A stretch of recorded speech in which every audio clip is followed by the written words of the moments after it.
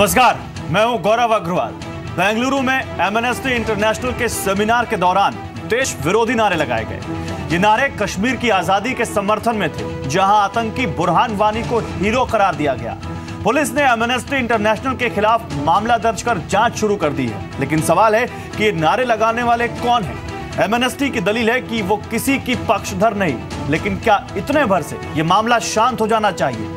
दरअसल बेंगलुरु में लगे नारे जेएनयू की तर्ज पर थे। सवाल है, पड़ोसी पाकिस्तान की तरह ही अपने देश में वो कौन लोग हैं जो मानवाधिकार के नाम पर इस तरह के नारों का समर्थन करते हैं? सरकार कहती है कार्रवाई होगी, लेकिन ये कार्रवाई इतनी सख्त क्यों नहीं होती कि देश के खिलाफ नारे लगाने वालों की बोलती बंद हो जाए? यही है इस वक्त की बिग स्टोरी, बिग डिबेट, देशद्रोह विद अ क्वेश्चन मार्क। और इस पर बात करने के लिए मेरे साथ एक खास पैनल है। मेरे साथ बीजेपी से अमित मालवीय हैं, मेरे साथ कांग्रेस से राजीव त्यागी हैं, मेरे साथ अमित रैना है रूट्स इन कश्मीर से, प्रफुल्ल बख्शी हैं सिक्योरिटी एक्सपर्ट, मेरे साथ राकेश सिन्हा है आरएसएस थिंकर, और प्रेम जैन है member ABVP national executive council के, बेंगलुरु से मेरे साथ जुड़े हुए हैं। और ये मामला बेंगलुरु का है और बेंगलुरु में एबीवीपी ने एमनेस्टी इंटरनेशनल के खिलाफ केस दर्ज कराया है, जहां उनके खिलाफ देशद्रोह का मामला दर्ज किया गया है। और केवल यही नहीं, कश्मीर में आज जो हालात है, कश्मीर के मुद्दे पर जो मीटिंग हुई है, बलूचिस्तान का जो जिक्र हुआ है, और उसके बाद से जिस तरह से देश में बलूचिस्तान की बात पर कांग्रेस पार्टी के अंदर से ही इसके खिलाफ बात आई और फिर कांग्रेस पार्टी ने खुद को अलग किया, ये सारी बातें हम करेंगे। लेकिन शुरुआत एमनेस्टी से करते हैं। और प्रेम जैन, क्योंकि बेंगलुरु का मामला है, आप वहां से हमारे साथ जुड़ रहे हैं, इसलिए शुरुआत आपसे ही। प्रेम जैन, जरा बताइए हमारे दर्शकों को कि एबीवीपी को वहां पर क्या दिखा, ऐसा क्या दिखा आपत्तिजनक, और क्या आप लोगों ने वहां पर देखा जिसकी वजह से आप लोगों ने एमनेस्टी इंटरनेशनल के खिलाफ यह मामला दर्ज कराया? ये कार्यक्रम सैटरडे नाइट को ऑर्गेनाइज किया था यूनाइटेड टेक्नोलॉजी कॉलेज में। यहाँ कॉलेज के हमको किसी को इनविटेशन नहीं मिला था, सिर्फ इनविटेशन मिला था फेसबुक के थ्रू हमको दूसरे लिंक से, और हमारे कार्यकर्ता वहाँ गए थे। कार्यक्रम शुरू हुआ पैनल डिस्कशन की तरफ, 3 ब्रोकन फैमिलीज के नाम पे पैनल डिस्कशन शुरू हुआ, और एक नाटक भी दिखाएगा, जहाँ नाटक जो हमारे देशद्रोही है उनके पर्व में उनके सपोर्ट में वो नाटक किया गया। फिर हमने आवाज़ उठाई, ऐसे नहीं हो सकता। फिर एक रैंप डांस, रॉक की तरह गाना शुरू हुआ, आज़ादी आज़ादी आज़ादी, स्टेज के तरफ से शुरू हुआ। फिर जहां कश्मीरी पंडित से, जिसको भी इनविटेशन नहीं मिला था, वो जो 15 से 20 लोग कश्मीरी पंडित से, वो भी उनकी आवाज़ निकाला है कि ये सब नहीं हो सकता, ये हमारे देश के खिलाफ यहाँ बोल नहीं सकते, क्योंकि बेंगलुरु एक प्लेस है जहाँ पीस मिलता है, जो पूरे देश भर से या पूरे विश्व भर से बेंगलुरु में आके रुकते हैं, इसीलिए क्योंकि बेंगलुरु एक पीस प्लेस है। यहाँ ऐसे घटनाएं क्यों कर रहे हैं? क्योंकि इसको यहाँ मौसम इतना शांत है, उनको शांत मौसम उनको पसंद नहीं आ रहा है। ऐसे एंटी नेशनल एक्टिविटीज करके यहाँ का मौसम बिगाड़ना चाहते हैं। एमनेस्टी इंटरनेशनल ने जो सफाई दी है अपनी वेबसाइट पर, और जो लगातार उनके मीडिया प्रवक्ता, हालांकि हमने जो उनकी मीडिया प्रवक्ता है हिमांशी मट्टा, उनसे लगातार संपर्क करने की कोशिश की, वो लगातार हमारे फोन काट रही हैं, हमारे मैसेज को जवाब नहीं दे रही हैं, हम उनसे पक्ष लेने की कोशिश कर रहे हैं, वो नहीं दे रही। लेकिन एमनेस्टी इंटरनेशनल का अभी तक जो खबरें हैं जो इंटरनेट पर है, वो ये कह रहे हैं कि हमारे किसी एम्प्लॉय का इसमें कोई हाथ नहीं है, और ना ही हम इसमें, वो न्यूट्रल है, कह रहे हैं कि हम इसके खिलाफ कुछ नहीं बोलेंगे। और सवाल ये है, वो ये कह रहे हैं कि इस देश में संविधान के दायरे में रहकर वैल्यूज की बात करना भी अब देशद्रोह का फैशन बन गया। ये फैशन बन गया है कि संविधान के दायरे में रहकर वैल्यूज की बात को देशद्रोह ठहराना। प्रेम जैन, ये उनके कार्यक्रम में है जिन्होंने इस कार्यक्रम को आयोजित किया गया था। इस कार्यक्रम में पूरी तरह उनकी जिम्मेदारी बनती है कि ये कार्यक्रम कैसा चले, कैसे इस कार्यक्रम को एंड किया जाए। कार्यक्रम शुरू एक नाम से ह्यूमन राइट्स के नाम पे होता है और देशद्रोह के नाम पे खत्म होता है। ऐसे कैसे कार्यक्रम आयोजन कर सकते हैं? अभी वो हाथ सफाई कर रहे हैं क्योंकि उनके खिलाफ सेडिशन का चार्ज लगाया, जो पुलिस ने इन्वेस्टिगेशन करके लगाया, जो ऑथेंटिक वीडियोस के उनके इस पर लिखा है। ठीक है प्रेम जैन, आपने अपनी बात कही यहां पर। अमित मालवीय, मैं अब आपको लाना चाहूंगा इस बहस में। अमित मालवीय, आखिर ये कैसे हो रहा है सर? इस देश में, देश की राजधानी में एक यूनिवर्सिटी है, वहां देशद्रोह के नारे लग जाते हैं। कश्मीर में देशद्रोह के नारे तो लगते ही हैं। कश्मीर में एक ऐसे यूनिवर्सिटी जहां पर देश भर, एक ऐसा कॉलेज जहां देश भर से लोग आते हैं पढ़ने, और वहां पर देश के समर्थन में नारे लगते हैं तो छात्रों को पीटने की बात तक आ जाती है। कोलकाता में या कहे वेस्ट बंगाल में एक यूनिवर्सिटी में देश विरोधी नारे लग जाते हैं, और अब बेंगलुरु जैसी जगह वहां भी एक ऐसी यूनिवर्सिटी में ऐसे ही किसी कार्यक्रम में देश विरोधी नारे लग रहे हैं। सर, आखिर कैसे इसको बर्दाश्त किया जा सकता है अमित मालवीय? और आखिर अगर कोई इसके खिलाफ आवाज उठाए तो उसको कैसे एक फैशन का नाम दे दिया जाता है कि भाई किसी के खिलाफ, अगर हम देश की वैल्यूज के अंदर, देश की संविधान के दायरे में वैल्यूज की बात कर रहे हैं तो ये एक फैशन बन गया है देशद्रोह की बात करना। क्या वाकई ये फैशन है अमित मालवीय, और क्यों ऐसा बार बार हो रहा है अमित मालवीय? गौरव, जो हमने बेंगलोर में देखा एमनेस्टी इंटरनेशनल के कार्यक्रम में जो कुछ हुआ, ये जेएनयू में जो हुआ उसका एक्सटेंशन है। ये वही ताकतें हैं जो अंतर्देशीय संस्थाओं के साथ मिलकर भारत को कमज़ोर करने के लिए, भारत में अशांति फैलाने के लिए अलग अलग रूप से काम कर रहे हैं। दुख की बात यह है कि हमारे देश के कई संगठन, कई लोग इस पूरी साजिश में इन्वॉल्व हैं। ऑब्वियसली ये साजिश पहले के समय में बहुत आसानी से हो जाती थी, कोई सरकार का कंट्रोल नहीं था, लोगों को इनकी चीज़ों के बारे में पता नहीं चलता था। लेकिन अब लोगों को लाइव जो कुछ चीज़ें होती हैं उसकी पूरी जानकारी रहती है। इसलिए एमनेस्टी जैसी जो संस्थाएं हैं वो अब इन अपने मंसूबों में कामयाब नहीं हो पाएंगी, पहली बात। दूसरी बात यह है कि एमनेस्टी चाहे कुछ भी कहे, उनके ऊपर जो भी चार्ज सेडिशन के या राइटिंग या अनलॉफुल एक्टिविटी या प्रमोटिंग एनिमिटी बिटवीन कम्युनिटीज जो लगाए गए हैं, वो कर्नाटका की कांग्रेस सरकार के द्वारा लगाए गए हैं। उनके पास इस कार्यक्रम के सारे वीडियो, सारे दस्तावेज, सब कुछ है। इन्होंने उसका अध्ययन किया है, उसके बाद इन चार्जेस को लगाया है। और ह्यूमन राइट्स के नाम पे एमनेस्टी जैसी जो संस्थाएं हैं, ये जिहादी एलिमेंट्स को, टेररिस्टों को सपोर्ट करने का काम कर रही हैं। अगर मैं आपको एक उदाहरण दे सकूं, एमनेस्टी लंदन में केज नाम की एक संस्था के साथ काम करती है जो एक ब्रिटिश इस्लामिक जिहादी ऑर्गेनाइजेशन है। ठीक है। जो जिहादी जॉन नाम के एक आदमी जो सीरिया में वेस्टर्न हॉस्टेजेस को मारने के लिए इन्वॉल्व था, उसके सपोर्ट में खड़ी हुई है। इनके खुद के जो एम्प्लॉइज हैं वो एमनेस्टी को सॉफ्ट जिहाद पेडल करने के लिए अक्यूज करते हैं। तो ये जो ह्यूमन राइट्स की बात करते हैं, ये पूरी तरह से सच नहीं है, ये सिर्फ एक दिखावा है और इसको हमें भेदना है। ठीक है, ठीक है अमित, आप रहिए मेरे साथ। Have water sir. लेकिन राजीव त्यागी, मैं आपके पास आऊंगा। राजीव त्यागी, इस पूरे मामले पर मैं कांग्रेस का स्टैंड जानना चाहता हूं, क्योंकि जेएनयू के मामले पर तो हमने कांग्रेस का स्टैंड देखा था। इस बेंगलुरु के मामले पर कांग्रेस का क्या स्टैंड है राजीव त्यागी?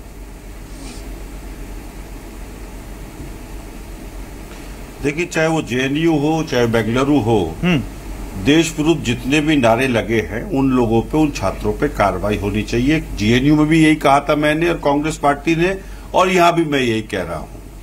लेकिन एक बात बहुत महत्वपूर्ण है गौरव जी, कि जब हमारे टाइम पे, इंदिरा जी के टाइम पे खालिस्तान के नारे लगे करते थे, तो हम लोगों ने पॉलिटिकल प्रोसेस से, फौज का इस्तेमाल करके पंजाब की समस्या का समाधान करने की बात की और समस्या का समाधान भी हुआ। आपको याद होगा असम में भी यही नारे लगे करते थे, असम में भी हमने वो समस्या का समाधान राजीव गांधी जी ने किया। मिजोरम में ये नारे लगे करते थे, उसका भी समाधान हम लोगों ने किया। वर्तमान सरकार से मेरी अपील है, कोई राजनीति नहीं कर रहा हूं, कि कश्मीर समस्या का समाधान करने के लिए निश्चित रूप से डायलॉग जरूरी है। डायलॉग करिए, कश्मीर के लोगों से डायलॉग करिए, अलगाववादी से मत डायलॉग करिए, लेकिन कश्मीर के लोगों से डायलॉग करना चाहिए। क्योंकि कश्मीर जब भारत का अभिन्न अंग है, तो कश्मीर में और वो लोग जो देश में आकर देश के खिलाफ नारेबाजी करें और कश्मीर की आजादी की बात करें, उनके साथ क्या करना चाहिए राजीव त्यागी? हाँ, निश्चित रूप से उनकी जगह एक ही हो सकती है, तिहाड़ जेल हो या कश्मीर की कोई जेल हो, उसमें भेज दीजिए, कोई दिक्कत नहीं। सरकार नहीं तो फिर जेएनयू में, सर जेएनयू में आपके लीडर वहां उनके साथ जाकर मंच शेयर करते हैं, उनसे मिलते हैं, वो क्या है सर? मैं अब इसका जवाब दे दूं। देखिए, बहुत दिनों से सवाल उठ रहा है, जो लोग बाग व्यूअर्स मेरे को सुन रहे हैं। पॉलिटिकल आदमी का जो कार्य है वो ये है, पॉलिटिकल पार्टीज का, कि क्या कार्य चल रहा है और वो कार्य क्यों हो रहा है। उस क्यों की जड़ में जाना राजनीतिक लोगों का कार्य है। अच्छा, देखिए, अगर कोई नारा लगा रहा है तो बुरी बात है, लेकिन नारा क्यों लगा रहा है ये इसकी तय में भी हम लोगों को जाना पड़ेगा। अगर आप सियासत वाकई में धरातल की सियासत करते हैं तो हमारा ये मानना है कि जो लोग बाग इस तरह के नारे लगा रहे हैं उनसे सख्ती से पेश आना चाहिए सरकार को, लेकिन उस सख्ती में कोई निर्दोष व्यक्ति जेल नहीं जाना चाहिए। ऐसे है जैसे कि मान लीजिए नहीं तो ये काम क्या कांग्रेस पार्टी के पास इन्वेस्टिगेशन का या सरकारी एजेंसियों के पास है सर? या मेरा साथी जेल जाए सर। और दूसरी बात, अगर आपको सच्चाई जाननी है तो आप एक ही पक्ष से मिलेंगे या हर पक्ष से मिलेंगे? सर आप एक ही पक्ष से मिलेंगे या हर पक्ष से मिलेंगे, ये बताइए। आपने वहां पर उन लोगों से बातें की, उन लोगों से मिले जो आजादी के नारे लगा रहे हैं? क्या उन लोगों से बातें की जो उनके खिलाफ वहां पर नारे लगा रहे थे या देश के समर्थन में नारे लगा रहे थे? देखिए, आपने तीन प्रश्न एक ही प्रश्न पूछे हैं। मैं तीसरे प्रश्न से शुरू करता हूं। कांग्रेस पार्टी के किसी भी नेता को ये सिद्ध करने की जरूरत नहीं है कि देशभक्ति उसकी रगों में बहती है। ठीक है, हमारे यहीं कुर्बानी हुई है नेताओं की, हमने कुर्बानियां दी हैं, चाहे वो नक्सलवाद के विरुद्ध दी हो, चाहे वो किसी भी आतंकवाद के विरुद्ध दी हो, और आगे भी कुर्बानी देने को तैयार हैं। देशभक्ति का पैरामीटर को इतना छोटा नहीं है कि जरा सी बात पे आप कहने लगे ये देशभक्त है, ये देशद्रोही है। आपको काम करने हैं। मैं तो सिर्फ ये कहना चाहूंगा, बेंगलोर की जो घटना है महत्वपूर्ण है, इसमें कोई दरार नहीं। के कॉलेज में कल वापस घोषणा हुई है। नहीं बोला था, इंडिपेंडेंस के दिन नहीं बोला था। सिद्धार्था कॉलेज है, होम मिनिस्टर ऑफ कर्नाटक परमेश्वर है, उनके कॉलेज में घोषणा बोली गई है। कल वापस स्लोगनरी हुई है कल, उसके ऊपर क्या खिलाफ एक्शन लेंगे आप? Let me complete my dear friend. Complete fast. देखिए, एक्शन तो सरकार को लेना होता है। सरकार केंद्र में भारतीय जनता पार्टी नहीं सर, आपके होम मिनिस्टर ही है कर्नाटक के परमेश्वर, उनके कॉलेज है। आप शांत बैठे हो। Continuation of Bangalore is turn to Congress party तो लोकसभा में जवाब दे चुकी है, लोकसभा में कह चुकी है हम सरकार के साथ हैं, लेकिन सरकार समस्या का समाधान तो करे। मैंने आपको 2-3 उदाहरण दिए। पंजाब का उदाहरण दिया, हमने समस्या का समाधान किया। असम का उदाहरण दिया, हमने समस्या का समाधान किया कांग्रेस पार्टी ने। मिजोरम का समाधान। चलिए इसी पर जवाब दे लेते हैं। ओके राजीव त्यागी आप रहिए मेरे साथ। राकेश सिन्हा, मैं आपके पास आऊंगा। ओके, आपने समाधान किया। राकेश सिन्हा, क्या वाकई ये मौजूदा सरकार देशद्रोह के मामलों से निपट नहीं पा रही है, या जो राजीव त्यागी कह रहे हैं पहले की सरकारें निपटती थी और ये सरकार निपट नहीं पा रही है, इसलिए ऐसा हो रहा है, या कुछ और लगता है आपको? राकेश सिन्हा, जवाब लेते हैं आपकी बात का। राकेश सिन्हा, देखिए मैं चाहता हूं कि डिबेट उम्दा तरीके से हो। बोलेंगे भारतीय जनता पार्टी में थोड़ी बोलेंगे। मैं यहाँ 3 बातें सर, वो गौरव जी, मैं 3 बातें कहना चाहता हूँ। सर वो तो बोलने दीजिए। ना कि भारतीय जनता पार्टी पे बीजेपी के प्रवक्ता है, बीजेपी के प्रवक्ता भी है राकेश सिन्हा, आरएसएस थिंकर है, वो देश की चीजों पर बोल सकते हैं, किसी भी चीज पे बोल सकते हैं, उनको बोलने दीजिए। मैं आपसे लूंगा रिएक्शन। राकेश सिन्हा, देखिए मैं राजीव जी जैसा मुझे बोलने दीजिए, मैं किस पे बोलूंगा ये मेरा अधिकार है। देखिए, पहली बात मैं एमनेस्टी इंटरनेशनल के बारे में थोड़ा दर्शकों को बता दूं, जानना जरूरी। लेकिन आप झूठ बोलेंगे तो टोकूंगा बीच में। 2005 के बाद से एमनेस्टी इंटरनेशनल का राजू जी आप बोल लीजिए, मैं चुप हो जाता हूं। आप सच बोलिए, मैं झूठ बोलता रहता हूं। देखिए, 2005 के बाद एमनेस्टी इंटरनेशनल का चरित्र बदल गया। उसका एक उदाहरण मैं दे रहा हूं। मोजाम बेग नाम का तालिबान का प्रशंसक, वो एमनेस्टी इंटरनेशनल का पोस्टर बॉय बन गया, जिसका पूरे ब्रिटेन में विरोध हुआ। दूसरा अल न्यूमे नाम का एक फाइनेंसर है जो टेररिस्ट ऑर्गेनाइजेशन को फाइनेंस करता है। अमेरिका के सभी ऑर्गेनाइजेशन ने, सीनेट के बॉडी ने उस पर एक रिपोर्ट दी है।